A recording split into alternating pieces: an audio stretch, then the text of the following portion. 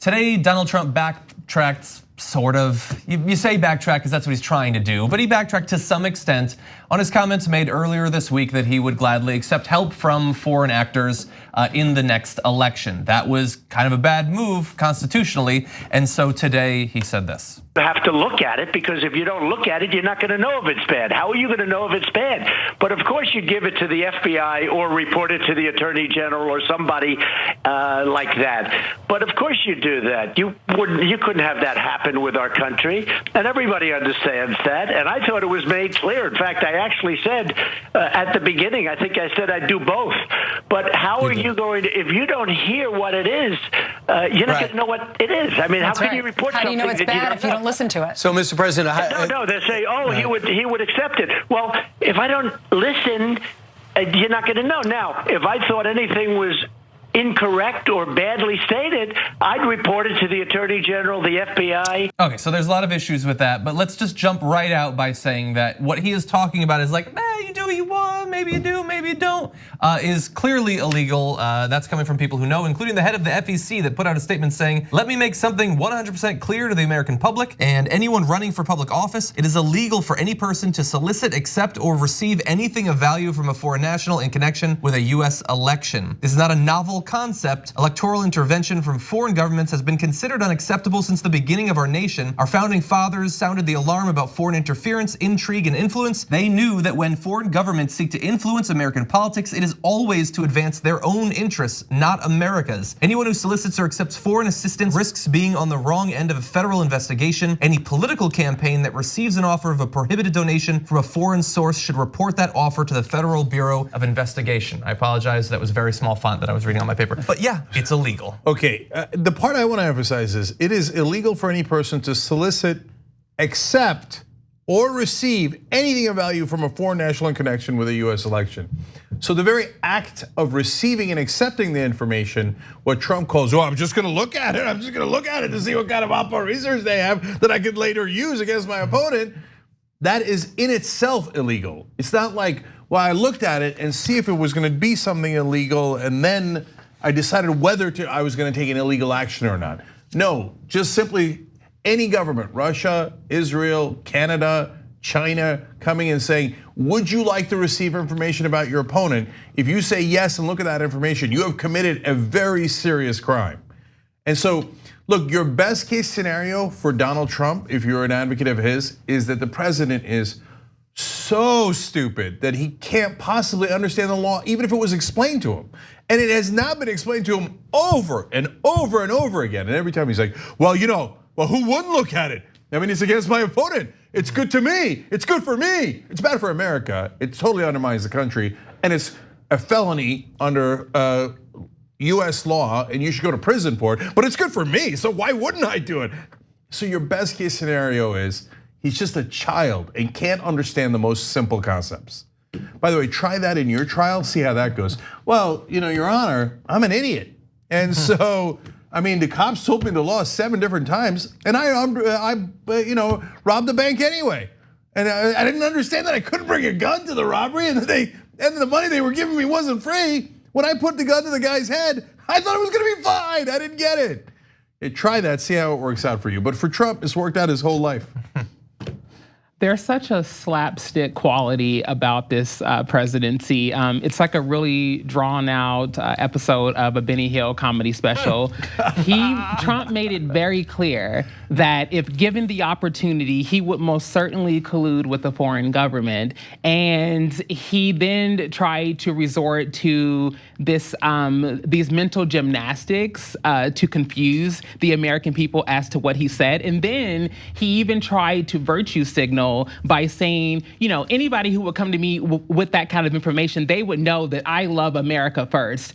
We haven't seen that, especially when he sided with Vladimir Putin and a Saudi prince over the American intelligence community. Yeah, everybody would know how much he values the country. Yeah, they would never give me a stolen information from my opponent because they know how much I love this country. Except for the fact that they set up a whole meeting where your son-in-law, and campaign manager went to the meeting saying, wow, we'd love to receive that information. You know how unscrupulous we are. In fact, his son wrote in the email, oh, if you have information from the Russians about Hillary Clinton, quote, I love it. That doesn't appear to make the case that you would not receive that information. Nor did it make the case when he specifically requested that one country find the emails, give them to him. And look, we're sort of having fun, like speculating, how stupid is he when he comes to the law? Does he actually know, does he still not realize that it's illegal after multiple years of investigation? But we don't need to go through all of these contortions. We know that he knows that it's wrong, which is why after Don Jr. Had that meeting, when they were preparing their statement of what it was about, he helped write the letter and lied about what it was about. If he thought it was totally fine and totally cool and totally legal, they would not have pretended that it was about Russian adoptions. That's a great point, and we now know for a fact that Trump is the one that helped to write that letter. Initially, they denied it and they said, "Oh no, it was the president. No, it was Donald Trump Jr."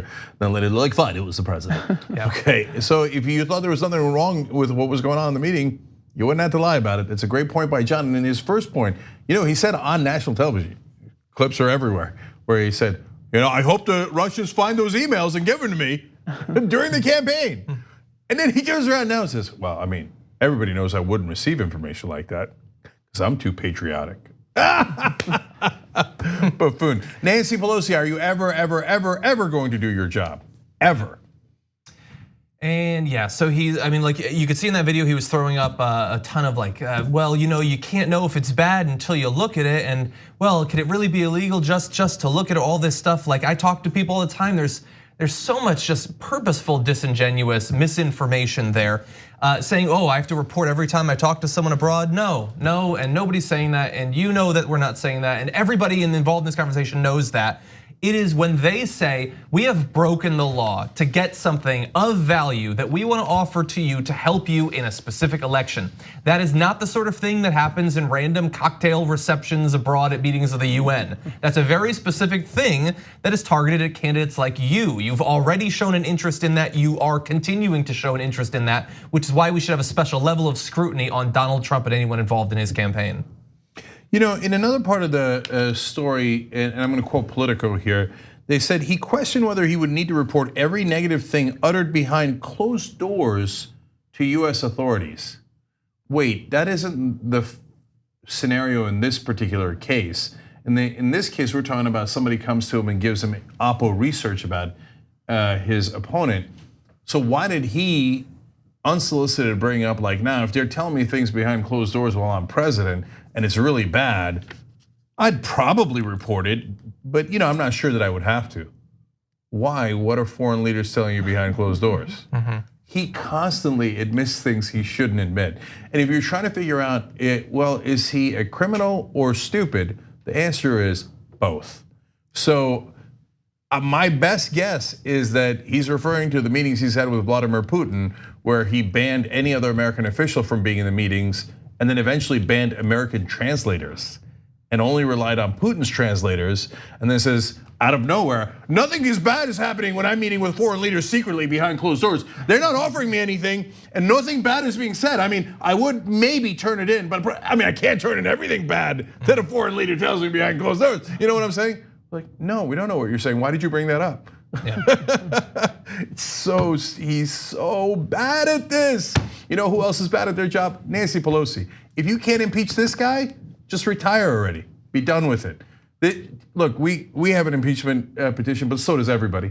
Okay, tyt.com/impeach. But everybody wants impeachment because the guy's a lifelong criminal and keeps admitting it on national television. I would never work with law enforcement. Who would go to the FBI? Who would be stupid enough to do that? Well, if you're the victim of a crime, you'd go to the FBI. If you were worried about crime, you'd go to the FBI. If you were the criminal committing the crime, well, then you're right. Then you wouldn't go to the FBI. Nancy Pelosi, it's not complicated. She said he is involved in a criminal cover-up. That is why I'm not going to do anything. Yeah. Okay. And the reason that I was at the very beginning saying this is sort of backpedaling is many people, Trump defenders, are going to point to this to say, oh, you guys are freaking out. And in the end, he said that he would he'd tell the FBI, right? He did say that. Okay, well, he had that interview on Fox and Friends early this morning, and just about an hour ago, he tweeted, "Thank you, Senator Marsha Blackburn, for fighting obstructionist Democrats led by crying Chuck Schumer. Democrats continue to look for a do-over on the Mueller report and will stop at nothing to distract the American people from the great accomplishments of this administration." Marsha Blackburn, of course, is a senator who just yesterday stopped an effort in the Senate to legally require people to talk to the FBI if they're approached by a foreign power. Now, that effort by Senate Democrats was not necessary. We're already talking about criminal acts. But Marsha Blackburn specifically protected people like Donald Trump from what he's now saying he's gonna do anyway. But he sure seems happy she stepped in. I think it's no surprise here. We're talking about a president that made it very clear in 2016 that he's beyond reproach. This is the president that felt that he had the right to bypass a woman's autonomy to do whatever he wants. And so he's making that very clear in the Oval Office that he fully intends to bypass the Constitution and he fully intends to do whatever Donald Trump feels is favorable for his presidency. I think when we discuss Nancy Pelosi and what is the sandbag weighing her down for making the decision to impeach him is that no one is going to support someone who steps out against him. Every time he is held to the fire about his decisions, which are unconstitutional, there is no real drive to follow through with the consequence. And so I think that she's trying to stall the clock and she's trying to hope that maybe something happens beforehand. But he is such a reckless president that what I would be afraid of is that before he leaves office, he does something just to throw things off balance. Yeah, well, he's off balance to begin with. And yes, for example, a war with Iran, I mean, anything could happen. I hear you on that, but we can't base our actions on what Trump might do as a maniacal response. Right. And I know the sandbag Which is why impeachment is important, because if you wait it out, it's not going to change the outcome. Imagine he wins re-election. Then he's going to say, well, you didn't impeach me before. What, now you're gonna go back 4 years? No way, and we just had an election. The American people said me and not you. Which is the possibility, by the way, that he could win. Of course it's possible, in which case he would now be definitively above the law and have a whole 4 years to do anything he wanted, courtesy of Nancy Pelosi. And I know the sandbag weighing her down.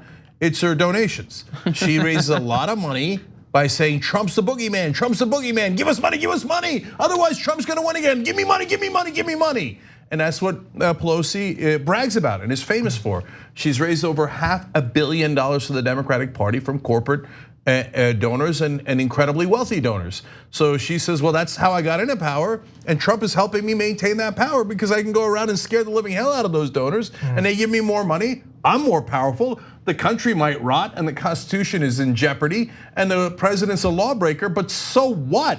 I accrued more power. That's Nancy Pelosi's calculation. So she doesn't lack the intelligence of Donald Trump, but there is definitely something missing.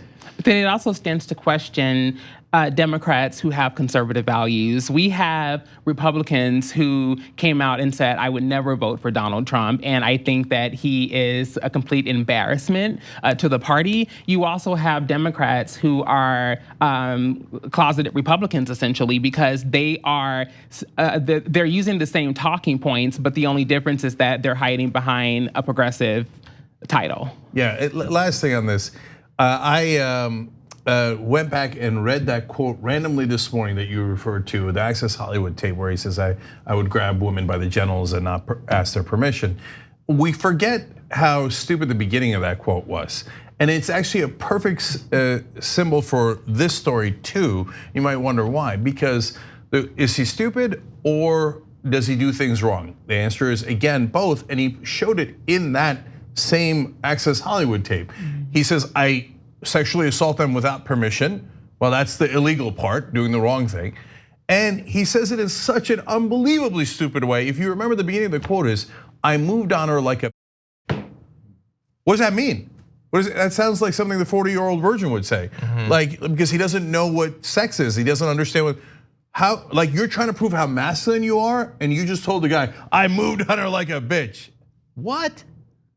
And so every time Trump talks, you're like, what? Did he just admit he's a criminal, but do it in such a bizarre way, in such a brazen way, that you're like, did he just rob the bank on national TV? Yes, Nancy Pelosi, he did. And if you don't do something about it, you should be removed from leadership. That's the conversation we need to have now, because we know who Trump is. The question is, are we gonna have Democrats who fight back against them, or are we gonna have a leader who refuses to lead? The TYT Plus app is now available on iOS and Android. Download to get more TYT content at tyt.com/app.